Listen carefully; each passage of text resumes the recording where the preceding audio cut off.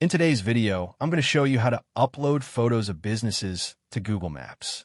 First, open the Google Maps app on your phone or go to Google Maps on your computer.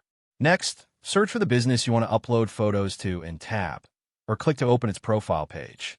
Scroll down until you see the Photos section. Tap Add a Photo or the camera icon to begin uploading. Choose a photo from your gallery or take a new one using your device camera. Make sure your photo is clear and shows the business properly, like the storefront, menu, or interior, so it's helpful for other users. Once selected, tap Post or Upload to submit your photo to the business listing. Your photo will then be reviewed and added to the Google Maps page to help other users see what the place looks like. And that's it. You've successfully uploaded photos of businesses to Google Maps.